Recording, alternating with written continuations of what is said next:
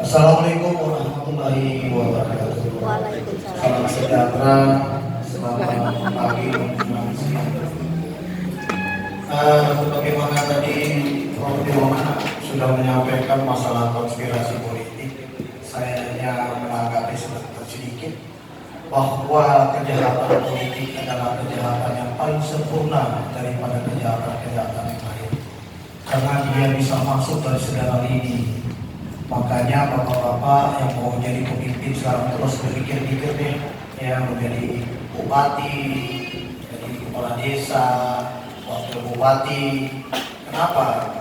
Tadi sudah dijelaskan bagaimana konspirasi politik ini sangat susah dibuktikan, tapi hanya bisa dirasakan bagi orang-orang melawan politik.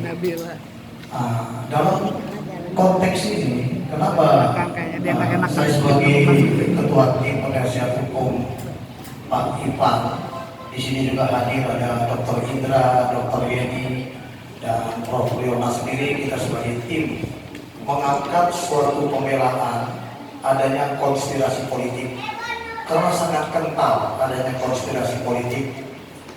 Di dalam suatu pembelaan kita buat bahwa fakta-fakta hukum di persidangan ternyata bukti adanya memperkaya diri sendiri, memperkaya orang lain itu hakim telah memutuskan dalam pertimbangannya tidak terbukti sama sekali.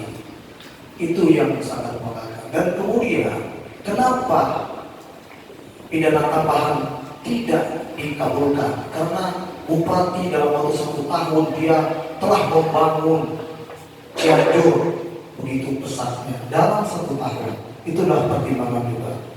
Dan kemudian kenapa tidak ada uang pengganti? Memang tidak ada yang dirugikan, karena tidak ada yang menerima uang.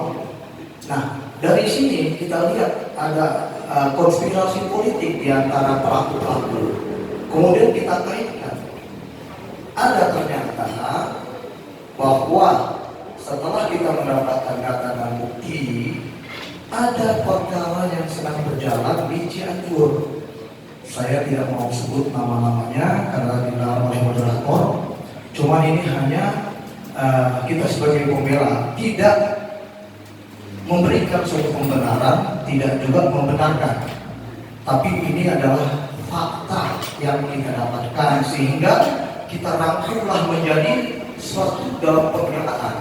Apakah pembelaan kita itu diterima oleh tidak oleh majelis, itu bisa dalam pertimbangan. Karena kan kita nanti ada banding, ada kasasi, ada PK. Mudah-mudahan setiap hakim dan tingkatannya itu punya suatu perbedaan pola pikir. Nah, jadi makanya kenapa kita bilang kasus ini ada muatan konspirasi politik, karena jelas sebelum terjadinya OTT 3 bulan berikutnya sebelum itu sudah ada satu niat yang tersembunyi. Nah, itu kata tadi ada pengertian konspirasi satu niat. Ini teori konspirasi ini memang selalu masuk ke ranah politik. Nah, mungkin di dalam kita dalam rumah tangga pun ada itu konspirasi politik. Jadi teori konspirasi politik ini sangat erat kaitannya dengan politik. Mungkin ada kekurangan sedikit pengertian dari kejahatan politis yang dilakukan oleh orang-orang yang punya suatu kekuasaan dan kepentingan untuk menjadi suatu memimpin, menggantikan pemimpin lama. Inilah kejahatan politis. Di samping adanya teori konspirasi politik.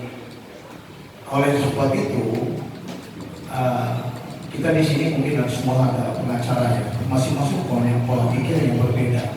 Dan di sini juga ada kita yang mantan hakim yang akan bisa mempertimbangkan apakah hukuman yang dijatuhkan kepada bupati ini sudah pas, cocok, layak atau tidak. Bagi kami pembela, kami rasa itu tidak pas dan tidak logis, karena di dalam rangkuman unsur-unsur yang diinikan di dalam perkara pidana korupsi ini tidak ada satupun unsur tersebut yang menyatakan bahwa bupati ini melakukan suatu tindak pidana korupsi. Pasti pertanyaannya, wah tetap aja kenapa dihukum? Nah inilah yang kita bertanya kepada Pak Oka selalu mantan. Kami juga heran kenapa bisa dihukum. Harusnya menurut kita ini odds lah. ada perbuatan bukan perbuatan tidak pidana. Kenapa? Karena adanya perjanjian jual beli antara kepala dinas dengan ini gitu loh. Sedangkan bupati ini sebutkan satu perantara saja. Kita lihat, coba kita nanti buka di KUH Perdata pasal 1457. Ya, dengan mengatakan, mengucapkan suatu, saya akan membeli dan saya akan menjual, itu sudah melahirkan suatu perjanjian. Walaupun belum ada ikatan, belum ada surat atau akta. Namun hakim mempunyai pola pikir lain. Jadi dia menunjuk kepada dasar Undang-Undang 1960 tentang Undang-Undang Pokok Agraria. Dengan adanya jual beli harus dibuktikan dan akta perjanjian. Itu tidak selalu.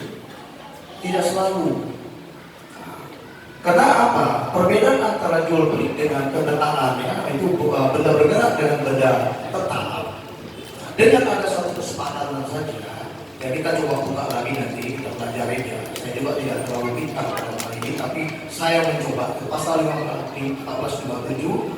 Kalau 1338 itu sudah ada satu ikatan perjanjian yang sudah tertulis. Nah, pertanyaan kita waktu itu, mana duluan asas perjanjian lahir duluan? Apa? Sudah ada perjanjian? Undang-undang? Pasti asas dulu. Semua itu asas dulu. Setelah ada asas, barulah dilahirkan undang-undang. Cuma pola pikir kita dengan pola pikir majelis beda. Karena di situ saya lihat ada DU, dissenting opinion. 3 majelis hakim mempunyai dissenting opinion. Memang di dalam kasus korupsi wajar ya, dan kelihatannya ada lazim adanya dissenting opinion. Namun inilah kesempatan kita, karena jaksa JPU waktu itu banding, kita pun menyatakan banding harus sebenarnya. Bukan kita mau jago-jagoan. Oh ini harus banding karena bupati tidak kepentingan. JPU banding hari Jumat, kita banding hari Senin. Untuk apa? Ini untuk mengimbangi apakah JPU ini benar-benar mempunyai suatu analisa hukum terhadap pertimbangan hakim ini sudah tepat atau salah. Kalau kita ada yang kita katakan benar, ada yang kita katakan salah. Karena 3 hakim ini mempunyai pertimbangan yang berbeda, yaitu namanya dissenting opinion. Yang satu majelis mengatakan bahwa ada satu perbuatan tentang kebijakan regulasi. Yang satu lagi itu mengatakan adanya turut serta pasal 55 karena mengaitkan dengan ipar. Hakim yang satu lagi mengatakan tidak ada bukti sama sekali memperkaya diri, memperkaya orang lain. Jadi dengan demikian ada kesempatan. Mungkin kita sebagai lawyer pasti kita katakan kami harus banding karena ada kesempatan itu. Ya kan, pernah setting ini. Ya, nanti mohon Pak Oka nanti menjelaskan apa yang dimaksud dengan dissenting opinion. Kemudian bagaimana pola pikir majelis ini, kenapa sampai tetap dinyatakan bersalah. Ya. Nah, jadi karena judul ini masalah konspirasi politik, ini sangat menarik dan ini judul nasional sebenarnya. Ini tidak layak untuk ini loh model untuk talkshow ini nggak layak. Ini adalah seminar nasional harus dibuat. Karena yang berdiri sini, Pak yang duduk di sini pakar semua. Ya. Saya aja nggak pakar, saya belum pakar. Kalau yang lain itu udah pakar. Nah, sini ada pakar politik, pakar ini ya, kemudian Pak Yudi, dosen, ya. Kalau saya murni dari tahun 93 Pokak, jadi saya murni. Umur saya ini sebenarnya udah tua, hampir sama dengan Pak Ojek. Lebih tua saya katanya, 23 ya. Jadi dari tahun 93 saya sudah dari Pokak. Saya murni kerjaan saya dari Pokak, mulai dari ya kita di DPR dulu. Kemudian saya putuskan untuk menjadi advokat. Saya menikmati advokat ini karena saya merasa gembira bisa memberikan satu istilahnya inovasi hukum Ya, mungkin di dalam bangku kuliah kita tidak pernah mendapatkan suatu praktek langsung.